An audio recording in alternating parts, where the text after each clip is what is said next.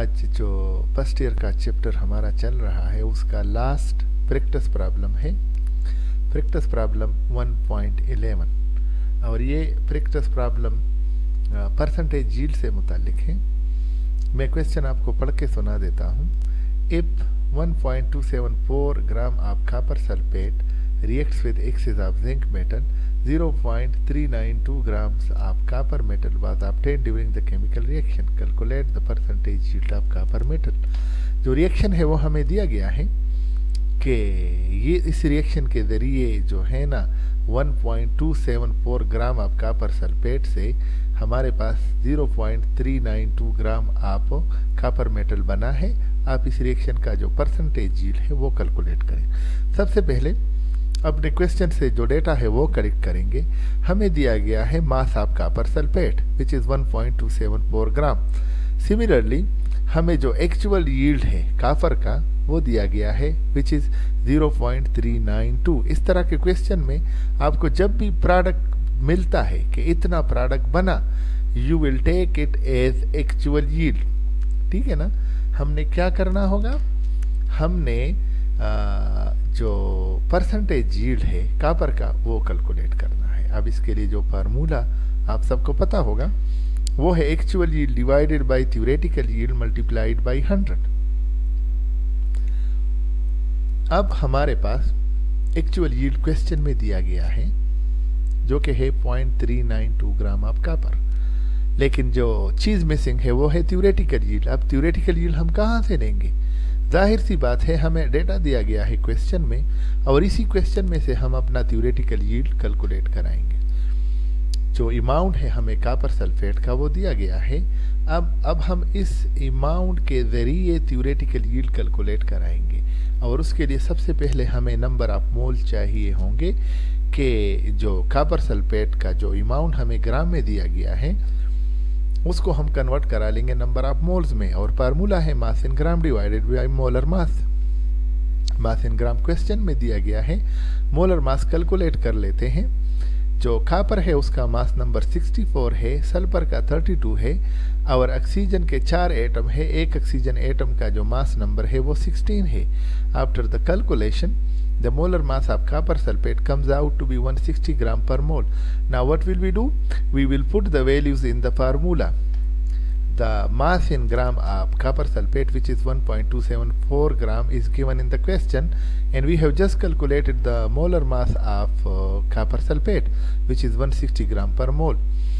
After the calculation the number of moles of copper sulfate comes out to be 0.00796 moles.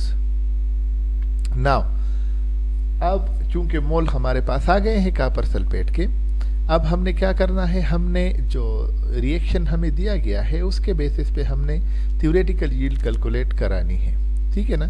और उसके लिए सबसे पहले जो है ना हमने जो केमिकल इक्वेशन है उसके ज़रिए जो रेशोस हैं वो बना लेने हैं।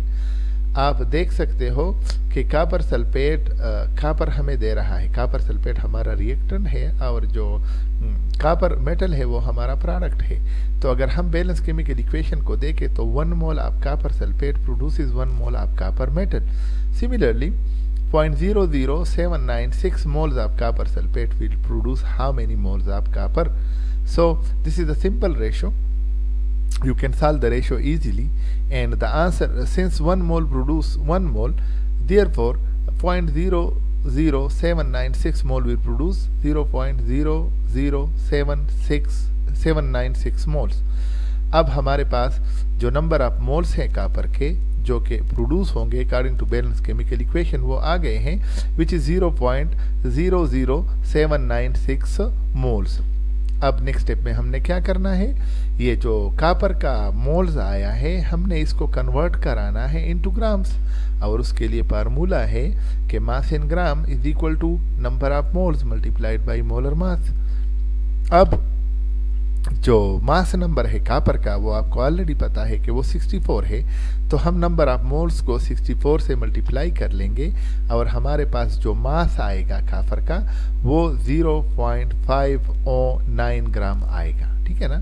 अब ये जो मास है कॉपर का विच इज 0.509 ग्राम, ये थ्योरेटिकल यील्ड होगा, और ये थ्योरेटिकल यील्ड इसलिए होगा क्योंकि इसको हमने कैलकुलेट कर लिया है on the basis of balance chemical equation. हमें ये इक्वेशन दिया गया था और ये अमाउंट दिया गया था कि इतना रिएक्टेंट था, ये केमिकल रिएक्शन है, तो हमने जो कैलकुलेशन कराई है रिएक्शन के बेसिस पे, उससे जो प्रोडक्ट बन रहा है वो ये है, तो ये हमारा थ्योरेटिकल यील्ड होगा।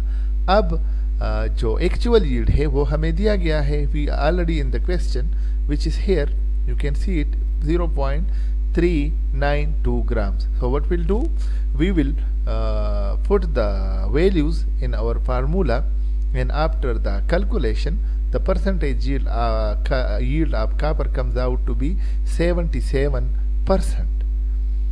अच्छा, क्वेश्चन समझ में ना आया हो या कोई दूसरा मसला हो तो आप हमेशा मुझसे पूछ सकते हैं कमेंट बॉक्स में। हमारे चैनल्स को सब्सक्राइब कीजिए, क्योंकि हम जो है ना हर रोज़ नई नई वीडियो डालते हैं, तो हर वक्त हमारी नई वीडियो से अपडेट रहने के लिए हमारा जो चैनल है वो सब्सक्राइब कीजिए। इसके अलावा अगर आपको नोट्स बनाने हैं तो ये सारे क्वेश्चन नोट्स की शक्ल में, ये जो एड्रेस है, ये मेरी वेबसाइट का एड्रेस है, इस वेबसाइट पे सारे जो क्वेश्चन है वो नोट्स की शक्ल में अवेलेबल हैं। तो अगर आप अपने नोट्स बनाना चाहें तो आप वहाँ से इसको कट कॉपी पेस्ट करा सकते हैं।